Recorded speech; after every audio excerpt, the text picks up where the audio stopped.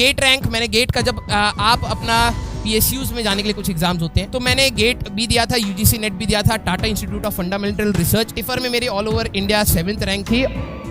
तो मैंने IIT ISM Dhanbad से अपनी BTech प्लस MTech कर रखी है। 5 ईयर का इंटीग्रेटेड कोर्स था। 9 साल हो चुके हैं इसको अगर हम लोग देख ले तो 9 साल मेरा टीचिंग एक्सपीरियंस है। मैं इससे पहले एज अ मेट्रोलॉजिस्ट साइंटिस्ट की पोजीशन पर था पालम एयरपोर्ट पे, और IMD के उसमें था। मेरे पास जब मैं अपने कॉलेज को पास आउट किया था उस समय तक मेरा ये था, मेजॉरिटी ये था कि मेरे को रिसर्च फील्ड में ही जाना है। तो मैंने अपने कॉलेज टाइम पे ही एक तो अपना डिसर्टेशन होता है, फाइनल ईयर में आपको अपना एक रिसर्च पेपर सबमिट करना ही करना पड़ता है अगर आप मास्टर्स के स्टूडेंट हैं। तो एक रिसर्च पेपर वो था और एक IIT रुड़की से मैंने अपना रिसर्च पेपर कंप्लीट किया था। एंड उस समय एक मटेरियल था ग्रेफीन करके जिसके ऊपर बहुत ज्यादा हाइप था। अब तो वो इतना ज्यादा हाइप नहीं है, लेकिन उस समय जब वो हाइप था तो मैंने उसके ऊपर अपने रिसर्च पेपर करे थे गैस सेंसिंग चैम्बर के ऊपर, और ये कहीं ना कहीं इसरो से फंडेड प्रोजेक्ट भी था। वहां से मेरा थोड़ा सा इंक्लिनेशन आया था रिसर्च साइड में भी जाने का, और मैंने अपनी इंस्पायर स्कॉलरशिप मेरे पास रही है, और मैं member of institute of physics London का एक मेंबर भी हूँ, प्रेजेंटली भी हूँ। और गेट रैंक, मैंने गेट का जब आप अपना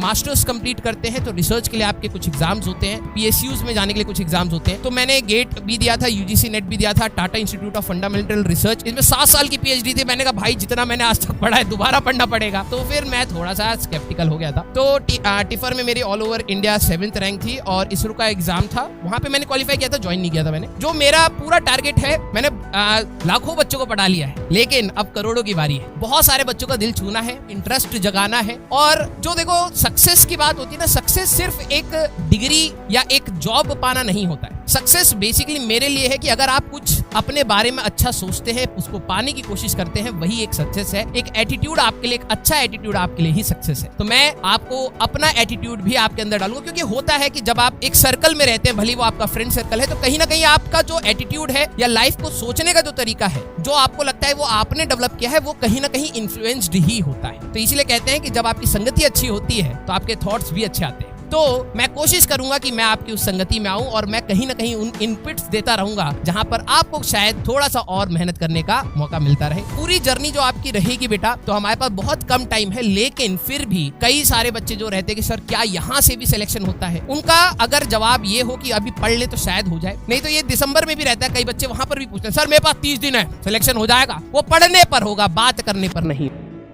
कई लोग ना स्ट्रेस देते हैं, मैं तो अपने एग्जाम से 3-4 दिन पहले कनेक्ट करना बंद कर देता था, मैटर नहीं करता।